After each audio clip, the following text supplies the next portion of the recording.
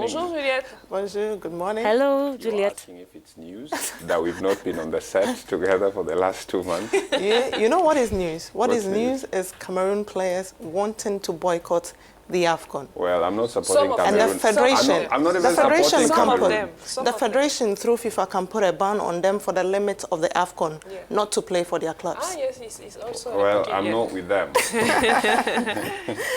So, Juliette, quite a big, huge package. Gros, beaucoup de choses pour nous ce matin.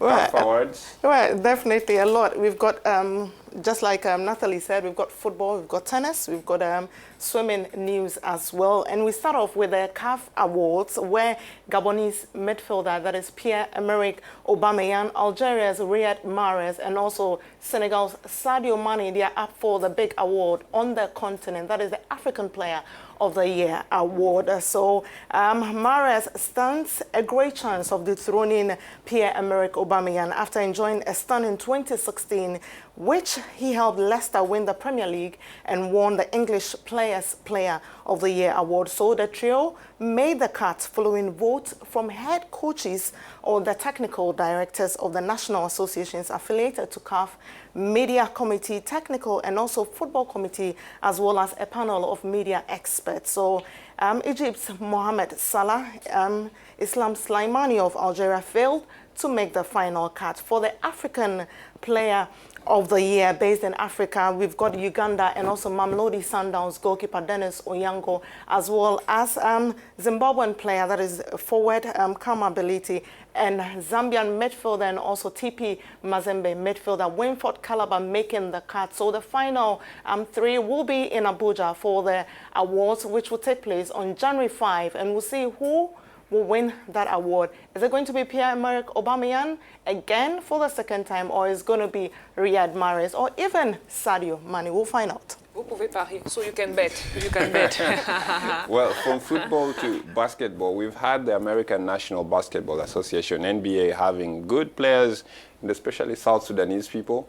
And I'm hearing it's going to be a good year for the continent when it comes to that. Definitely, we are looking ahead to 2017, and the NBA is set to launch Africa's first elite basketball training center next year. And the move, we understand, is a major one in the continent's player development for the game. So the NBA said the NBA Africa Academy will be located in Thiès, that is Senegal, and the academy is the NBA's elite training center around the world, but first in Africa. So definitely good news. And an inaugural pool of 12 elite prospects will receive scholarships and would be trained at the academy, the NBA says. So the academy is the league's continuing commitment to the development of basketball and youth in African junior programs in countries like Cameroon, Mozambique, Nigeria, and other countries on the continent. So basketball without borders,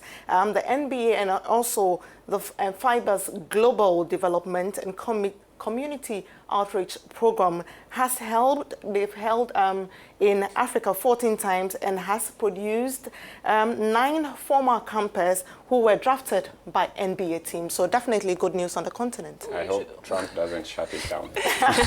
Juliette, on a également du tennis au menu ce matin. What else do you have for us this morning? It wasn't too good news this week, as we all know, and for that tennis player, that is the world number 11, Petra Kvitova, will be unable to play tennis for at least 6 months after undergoing surgery on severe hand injury sustained in a knife attack at her home. So she should, however, be unable to resume to play. That is what doctors are saying. So the 26-year-old Czech had a near 4-hour operation to tendons and nerves on her playing hand following the attack by an intruder at her home in Czech Republic on Tuesday. So doctors repaired that damage of all her 5 fingers, that is her left hand, and she is also a left-handed. So it is a very, very, very serious injury that we are talking about there. So too bad for Kvitova, but we'll see how she recovers